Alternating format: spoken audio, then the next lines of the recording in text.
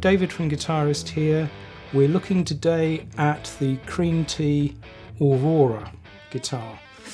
More of that in a minute, but if you thought Cream Tea were just a pickup company, think again. They make guitars. You'll have seen probably a few before now.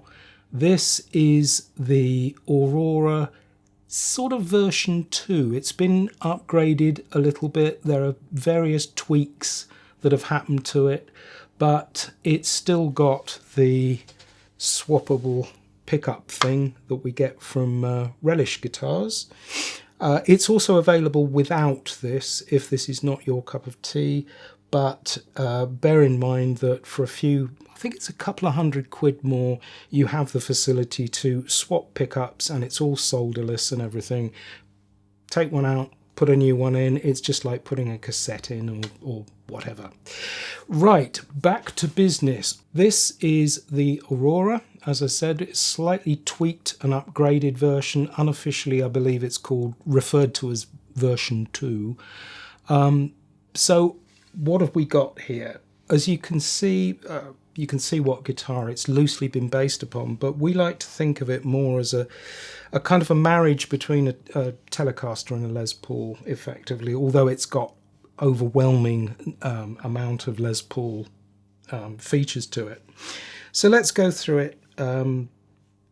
Pretty much the tried and tested formula of the maple cap body, slightly weight relieved, so it weighs a very, very comfortable, I think it's around the £8 mark, maybe just under. You've got a mahogany back to it with a quarter sawn mahogany neck, which has been joined to the body in Gibson fashion. What we haven't got on this is the arched top that you find on a Gibson Les Paul. This is part of the sort of Telecaster overtones, I guess. We've also got a different pickup array or different pickup control array, I should say. We have the volume for the bridge pickup here. We have the volume for the neck pickup there. Both are coil tappable on pull switches like that. And you've got a master tone control. Let us not forget that one of the designers involved in this guitar was none other than Billy Gibbons from ZZ Top. The other being, basically it was the brainchild of Thomas Nielsen, who was Cream Tea. What else can I tell you? We have pickups, which Cream Tea, obviously being a pickup company, they roll their own, as it were. In the bridge, you've got basically they're PAF-alikes, effectively. So output-wise, they both hang around the 8K output. They're called cream of the crop pickups. Other pickups are available. As I said, you've got the pickup swapping thing at the back, but if you want fixed pickups, you have a choice. If you want the Billy Gibbons pickups, there's a sort of a surcharge on top of it as well, depending on what model you want, whether you want the fixed pickup or the swappable pickup. So there's quite a lot so far going on this guitar, as you can probably tell. The position markers are very, very Les Paul-y. You've got a rosewood board, you've got medium jumbo frets on it. So in terms of feel, you've got the best part of the sort of Les Paul Telecaster crossover. It's not a chubby neck, it's not a super thin neck, it's just a very comfortable neck in the hand. The hardware is go-to, so you've got these familiar tuning knobs at the top, tuning buttons, plus the squared off headstock, which we say in our review in the magazine that maybe not everybody's going to like, because you're used to that slightly larger Gibson open book look when you look down at that type of neck, that point of the neck. Nicely cut nut, Tunematic bridge.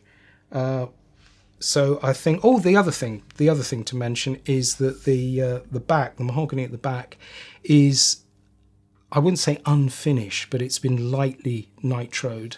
So you've got this sort of almost open paw feel to the back of the guitar, which is actually nice, very nice in the fingers, under the fingers rather, and not dissimilar from in colour, in terms of colour, from a Les Paul as well. So we'd better hear some pickup sounds, and to begin with, we've got the bridge pickup, which if I put it on full, we've got a fairly clean tone here, so you can actually hear the pickup.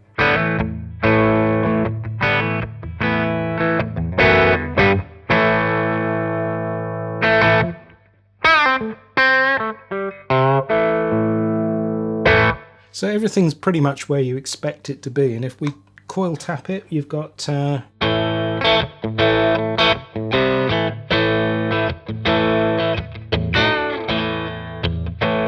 it's more gentle than you would expect, I think. Some coil taps tend to be a little bit shrill, but this one mellows things down quite nicely. Put it back on full. You've got the fully leaded version.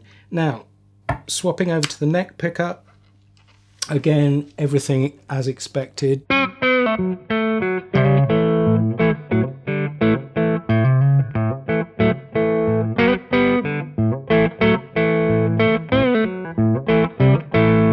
So you've got that slightly more creamy tone to it, I suppose.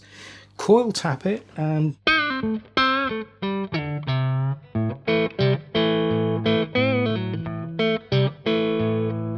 this one has actually thinned out quite considerably, but one of the things I noticed when I picked this guitar up to begin with was because we haven't got the top that you would expect on a Les Paul, that sort of arched carve to the top of the guitar.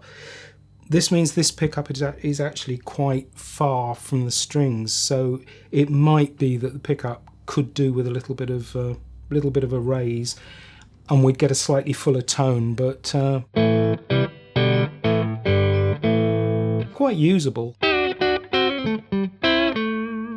as it is. So, what else can I say? It's, as I say, slightly chambered, so the weight is very good. The neck feels really nice in the hands, as I've mentioned. Everything is above board, and the best news is that we might be looking at a all totally made in the UK, boutique-ish guitar, but it actually retails at the same price as the Les Paul is at the moment. It's around the 2.3s, 2.4s, something like that. So you have the choice, effectively, whether you want to go one way or the other. It's up to you. Let's hear some more sounds.